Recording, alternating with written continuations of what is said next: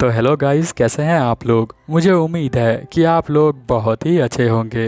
Darling in the Franks के episode number 1 में आपका स्वागत है। और ये एक न्यू एनिमे होने वाला है इस चैनल के ऊपर, जो कि हमारे एक सब्सक्राइबर ने मुझे रिकमेंड किया था एक्सप्लेन करने के लिए, तो मैं ये एक्सप्लेन कर रहा हूँ। अगर आप इस एपिसोड के ऊपर 40 कमेंट और 1K लाइक करवा देते हैं तो मुझे समझ में आ जाएगा कि आपको ये एनिमे बहुत ही ज़्यादा पसंद आया है। तो इसका अगला एपिसोड मैं जल्द ही लेकर आऊँगा। चलिए अब ज़्यादा देर ना करते हुए इस एपिसोड को हम लोग स्टार्ट करते हैं। एपिसोड के स्टार्टिंग में हमें एक बर्ड दिखाई जाती है, जिसके बारे में हमें बताया जाता है इसका नाम जिएन है। और जिएन का मतलब होता है ऐसी पक्षी जो अपने एक पंख को शेयर करती हो उड़ने के लिए किसी और को। अब जिसे वो शेयर करती है वो उसका पार्टनर ही होता है। और यहाँ पर इंसानों के अंदर मेल और फीमेल का जब पेयर मिलता है तो उन्हें जो है हम एक ही मानते हैं। और ये सब कुछ होता है भरोसे के कारण। अगर आप अपने पार्टनर के ऊपर पूरा भरोसा करते हैं तो आप दोनों अलग अलग नहीं हैं, एक ही हैं, ऐसा इस एनिमे का मानना है। और ये सारी बातें एक लड़की हमें बता रही होती है। अगर वो मेरा पार्टनर मुझ पे पूरा भरोसा कर ले तो हम दोनों एक साथ ही उड़ सकते हैं हवा के अंदर, ऐसा वो कहती है। मेरा पार्टनर बहुत ही ज़्यादा सुंदर है और मैं उसका बहुत ही दिनों से इंतजार कर रही हूँ। सीन चेंज हो जाता है और हम देखते हैं एक बहुत ही बड़े प्लेन को।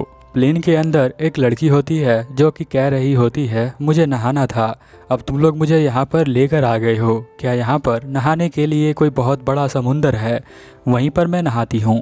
तो यहाँ के अंदर जो बैठे बंदे होते हैं वो कहते हैं कि नहीं, यहाँ पर तो कोई समुंदर नहीं है, तुम्हें थोड़ा वेट करना चाहिए। वो अपने हाथों को चाटती है और कहती है कि मेरा टेस्ट बहुत ही ज़्यादा बेकार हो गया है, मुझे नहाना जल्दी है। फिर हम देखते हैं कि हमें एक जंगल में एक लड़का दिखाया जाता है जो यही सेम बात कह रहा होता है जियान पक्षी के बारे में। वो कहता है कि सेम उस बर्ड की तरह हमें भी एक दूसरे का सपोर्ट करना चाहिए। मैं अपने पार्टनर का पूरी तरह से सपोर्ट करूंगा और हम दोनों मिलकर उड़ेंगे। हम देखते हैं कि यहाँ पर एकदम से वो खड़ा होता है क्योंकि उसके पास एक मैसेज आता है। बट वो देखता है कि शीशे में एक पक्षी जो है टकरा जाती है और वो नीचे गिर जाती है। उस पक्षी को वो उठाने के लिए जाता है बट वो जो है यहाँ पर उड़ना स्टार्ट कर देती है। तो ये लड़का उसका पीछा करने लग जाता है। वो सोचता है कि अगर इसकी पार्टनर होती तो इसे सपोर्ट करती तो ये जो है बहुत ही आसानी से उड़ जाता, पता नहीं अब ये उड़ेगा या नहीं। फिर वो उस बड़े से प्लेन को देखता है। जब वो ध्यान से उसमें देखता है तो उसे पता चलता है कि उसके अंदर एक लड़की बैठी हुई है और वो लड़की भी नीचे बड़े ही ध्यान से देख रही होती है, जैसे कि मन ही मन उन दोनों ने एक दूसरे को पार्टनर मान लिया हो। वो बहुत ज़्यादा ऊंचाई पर होती है तो वो एक दूसरे का चेहरा नहीं देख पाते। तभी हम देखते हैं कि यहाँ पर कुछ लड़कियाँ डिस्कस कर रही होती हैं एक ऐसी लड़की के बारे में जिसके सर पर सींग लगे हुए हैं। वो कहती हैं कि वो लड़की ऐसी है जिसके सर पर सींग लगे हुए हैं, जैसे ही उसका जो पार्टनर होता है वो 3 बार उसके साथ उड़ता है तो वो मर जाता है, पता नहीं वो जो है लड़की बहुत ही ज़्यादा बेकार है। फिर दूसरे लड़के कहते हैं कि ऐसा सिर्फ किताबों में लिखा है, हो सकता है ये किसी तरह का अफवाह हो। यहाँ पर एक लड़की नाओमी के बारे में बात करती है। वो कहती है वो जो है अपने पार्टनर के साथ उड़ नहीं सकी तो उसे यहाँ से जाना पड़ेगा। तभी हम देखते हैं इचिगो उसकी बात को बहुत ही ध्यान से सुन रही होती है। वो यहीं पर नीले बालों वाली लड़की होती है। उसको चिंता में देखकर उसका पार्टनर कहता है कोई दिक्कत तो नहीं है, तो वो कहती है कि नहीं कोई दिक्कत नहीं है। हम देखते हैं कि वो प्लेन यहाँ पर लैंड कर जाता है और यहाँ पर उस प्लेन के अंदर एक डॉक्टर होता है जो कि बहुत ही ज़्यादा ठरकी होता है। वो अपने असिस्टेंट के यहाँ बर्ड को पकड़ लेता है और कहता है कि ये बहुत ही ज़्यादा सॉफ्ट हैं। तो यहाँ पर उसकी असिस्टेंट कहती है कि आप रुक जाइए। थोड़ी देर बाद वो यहाँ पर पूछती है कि आप जो है इन स्टूडेंट को ट्रेनिंग क्यों दे रहे हैं। तो डॉक्टर कहता है कि आने वाले फ्यूचर के लिए इन्हें ट्रेनिंग देना ज़रूरी है। वो किसी तरह के टेस्ट के बारे में भी बात करते हैं जो कि आने वाले टाइम में ये लोग करने वाले हैं उन स्टूडेंट के ऊपर। यहाँ पर डॉक्टर कहता है असिस्टेंट से कि तुम ध्यान रखो कि तुम्हारी एक स्टूडेंट गुम हो चुकी है, वो यहाँ से भाग गई है। वो लड़की वही होती है जो प्लेन में नहाने के लिए बोल रही होती है, वो यहाँ से भाग जाती है। वो बार बार ऐसा ही करती है। सीन चेंज हो जाता है और हम उस लड़के को देखते हैं जिसका नाम हीरो होता है। यही लड़का बर्ड के पीछे घूमता रहता है। तभी वो एक जगह पहुँचता है जहाँ पर नदी होती है। वो कहता है इस जगह को मैंने पहले कभी नहीं देखा।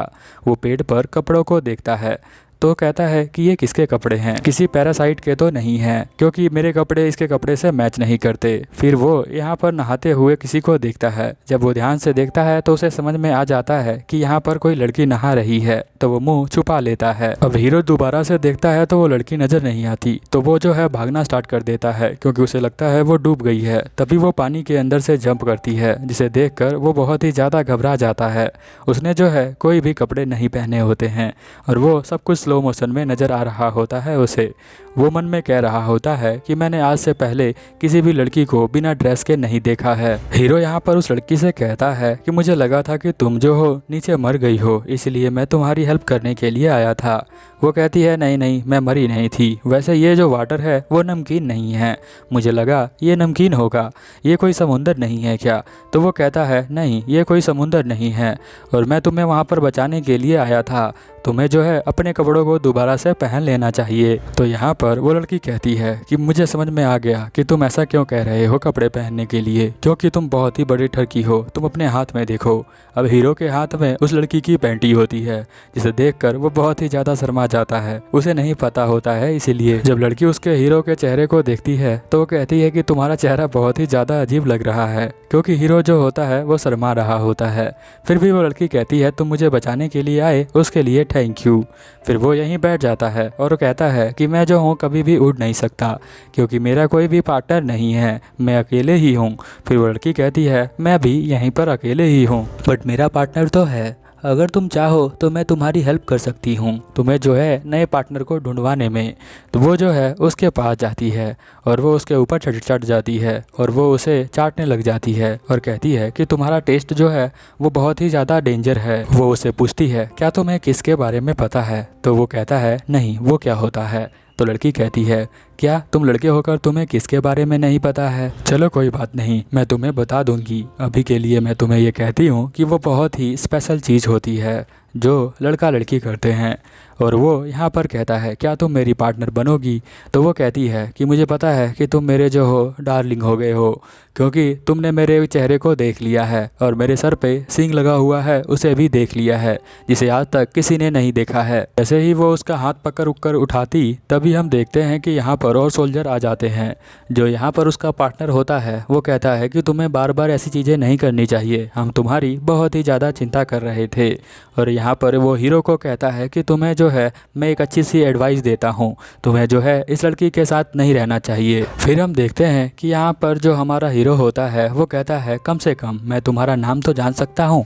तो वो लड़की कहती है कि पैरासाइट का कोई भी नाम नहीं होता है, वो अपने आप को पैरासाइट कहती है। और वो यहाँ बताती है कि हमारा जो होता है वो कोड होता है, तो मेरा कोड 002 है, तो मुझे 02 कहकर बुला सकते हो। सीन चेंज हो जाता है और हम देखते हैं कि यहाँ पर बहुत सारे जो स्टूडेंट होते हैं वो कह रहे होते हैं कि देखो सभी बड़े बड़े लोग हमें देख रहे हैं।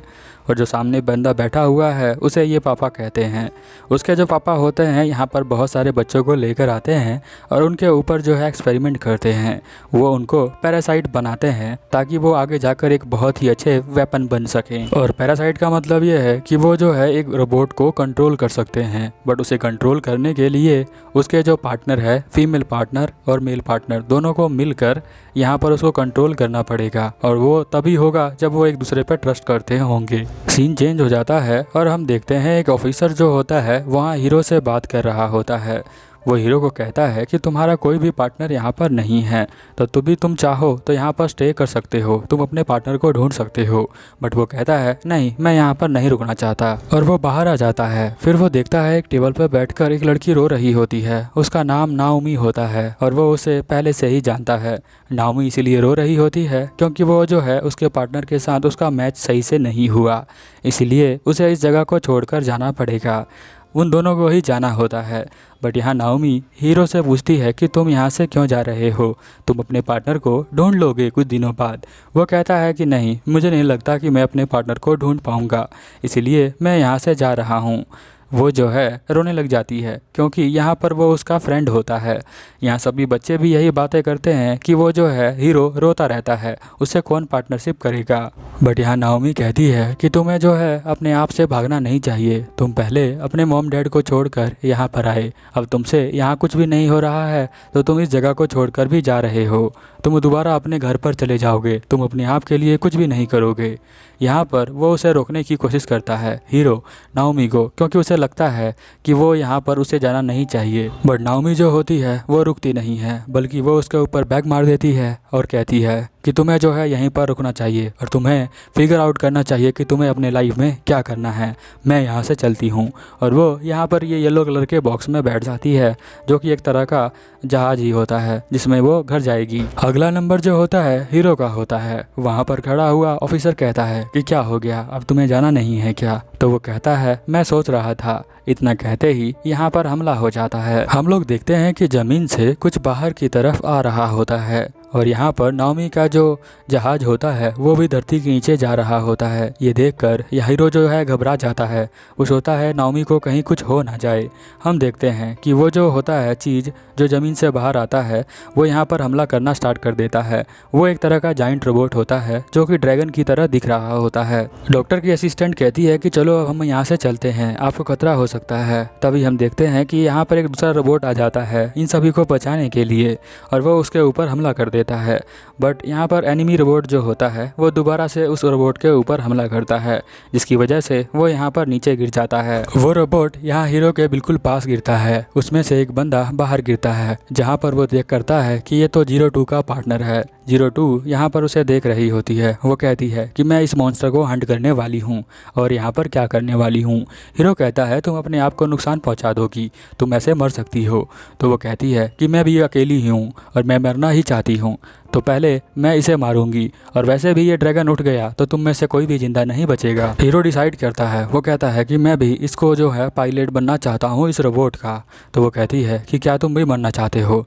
तो वो कहता है कि हाँ, मुझे भी कोई फ़र्क नहीं पड़ता। तो वो यहाँ पर 02 कहती है ठीक है, और वो उसका हाथ पकड़कर उसे रोबोट के अंदर ले आती है और हम देखते हैं कि वो उसके बहुत ही नज़दीक जाती है और उसके बाद वो उसे किस कर लेती है। किस करने की वजह से ये रोबोट दोबारा से एक्टिवेट हो जाता है, क्योंकि जब भी कोई लड़का और लड़की दोनों एक हो जाते हैं तो ये रोबोट एक्टिवेट हो जाता है। जहाँ पर इस बात को डॉक्टर समझाता है कि कभी भी नेगेटिव पॉजिटिव मिलते हैं तो हमें जो है 0 देखने को ही मिलता है, यानी न्यूट्रल देखने को मिलता है। तो यहाँ पर वो जो बताता है फीमेल को नेगेटिव और मेल को पॉजिटिव, अब ये दोनों मिल चुके हैं तो यहाँ पर इनके पास बहुत ज़्यादा पावर है, जिसकी वजह से उस रोबोट को वो बड़े ही आसानी से हरा देते हैं। डॉक्टर ने इस रोबोट का नाम एस्ट्राई लीजा दिया होता है, जिसको हम सिर्फ लीजा कहकर बुलाएंगे। लीजा रोबोट जो होता है उस एनिमे को हरा देता है और उसे चलाने वाले हीरो और 02 हैं, जो दोनों मिलकर उसे चला रहे हैं। और ये एपिसोड यहीं पर ख़त्म हो जाता है। आपको कैसा लगा प्लीज़ कमेंट करें और अपने दोस्तों के साथ इसे शेयर करें। अगर आप ये सब सही से करते हैं तो इसका अगला एपिसोड मैं आपके लिए और भी जल्दी लेकर आऊँगा। चलिए अब ज़्यादा देर ना करते हुए यहीं पर एपिसोड को ख़त्म करते हैं। मिलते हैं अगले एपिसोड में, तब तक के लिए ओवर एंड आउट।